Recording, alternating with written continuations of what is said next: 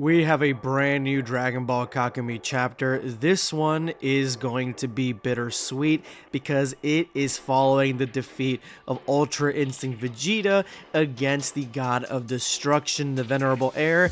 Let's see what happens next. Aren't all your bandages enough? You want me to add some medical dressing? You coward, attack people who are still fit to fight. Caulifla screams, trying to save Vegeta. You really surprised me, Vegeta. But as I've seen, this victory was mine all along. Shut your damn mouth. Don't worry, you'll get yours. But it seems like the Venerable Heir finally realizes that Vegeta is out to pasture. There really is no more fight left in the Prince of All Saiyans, and this match is completely over. There is no one left to protect Planet Sadala. It would be so easy for me to kill you, but... Observe, Vegeta, I'll take your henchmen like you took mine. Showcasing that the Venerable Heir is still extremely upset, extremely salty as the fact that all his disciples, everyone he brought to this planet, is dead. He did not come out of Planet Sadala unscathed. Damn it, I'm your opponent, so bring it on, bring it on. Look at you. You can't move and you keep opening it. With Vegeta down, they have very few options, and the King of Planet Sadala gives his final order to the vast array of Saiyans that are left, the survivors of the attacks from earlier. He tells them that they are to protect Planet Sadala with their life, meaning that they are to attack the Venerable Heir, this rogue god of destruction, as their last act of protecting the planet. And I love this. The king says you will never understand, even at death's door. Saiyans will keep on fighting. That's the pride of our people.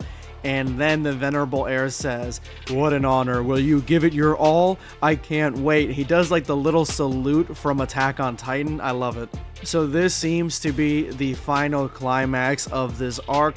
The entire Saiyan populace versus the Venerable Heir, as he is greatly damaged. But how much can they actually do against this guy? He just beat Ultra Instinct Vegeta, and he has defeated everyone up until this point. So he has literally gone through the Saiyans, and I'm hoping that this is the beginning of some sort of resurgence arc for the Saiyan survivors, where they all either go into new transformations, they all go into Super Saiyan God, all become Super Saiyans. Something important needs to come from this arc, because in my opinion this has been a huge sidetrack to the original story, a welcome one, but still it feels like it's a huge sidetrack, and I'm hoping that this actually connects to that original story of the gods coming back and Goku being caught up.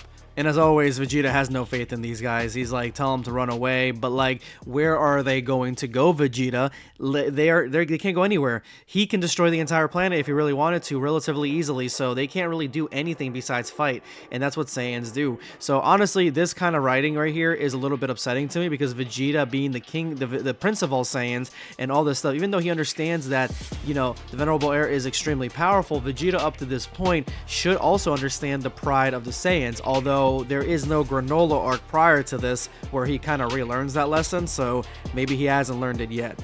I'm sorry to remind you, but this is our home, Mr. Vegeta. We're not going anywhere.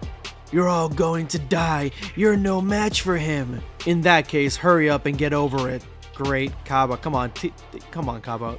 Two hands. Applause.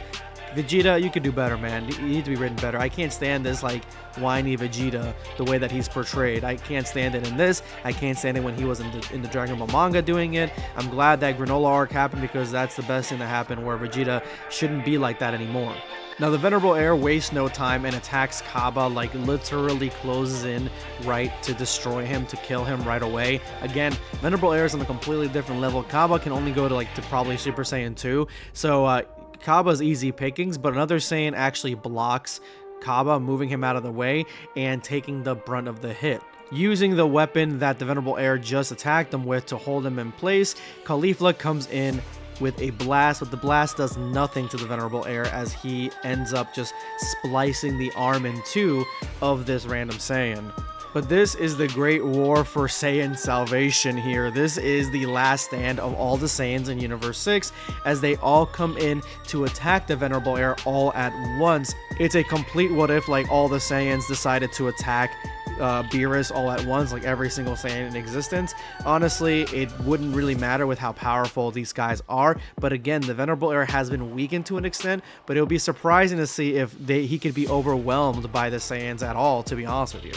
But it all starts playing out exactly as I predicted it, and Vegeta predicted it, as the Venerable Heir is able to dodge and really kind of put down Cabba relatively easily, still tanking hits and blasts from Caulifla, even when the stronger of the Saiyan lieutenants comes in for the attack, who is missing an arm. The Venerable Heir decides to use a technique that he has not used up to this point. I'm assuming just to kind of reserve strength and energy because he has been fighting for so long. He uses destruction on this Saiyan and he starts evaporating. He still has that in his wheelhouse. It is a possibility that he could use destruction, he could use Hakai on the entire Saiyan populace.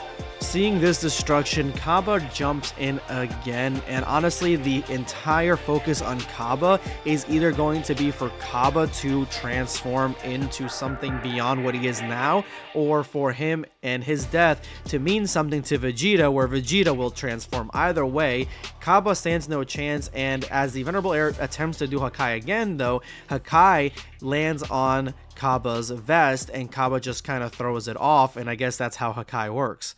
Now, with this diversion, Cabba is able to land a punch, it seems, right into the Venerable Heir, and it looks like it may have done a little bit of damage, but since he is telepathically able to essentially move these chains around, he actually punches Cabba in the chest as the knife comes through his neck. Viewer discretion is advised for my younger audience, but this knife, this attack, this double whammy, I mean, it's a really cool transition. You can see that he is going from Super Saiyan back to base because he is, in all terms and purposes, probably dead after this brutal combo, because his heart is literally in the Venerable Heir's hands and it's still beating, and it looks like this is the end for Cabba. So this is a shorter chapter than most. I'm hoping 110% that this is actually leading towards something specifically with Vegeta. I don't think Cabba's surviving any of this, but I'm hoping that the sacrifice from Cabba is something that either gives Vegeta a new transformation or makes every Saiyan transform all at once to see the death of Cabba and they all go Super Saiyan.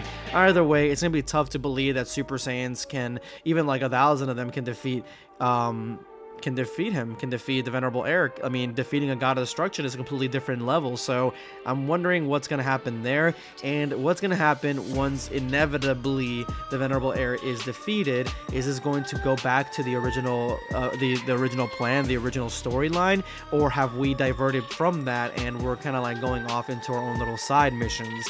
But anyway, that's going to be it for the new chapter of Dragon Ball Kakumei. Let me know what you guys thought in the comment section below. Take it easy, guys. Subscribe for more content.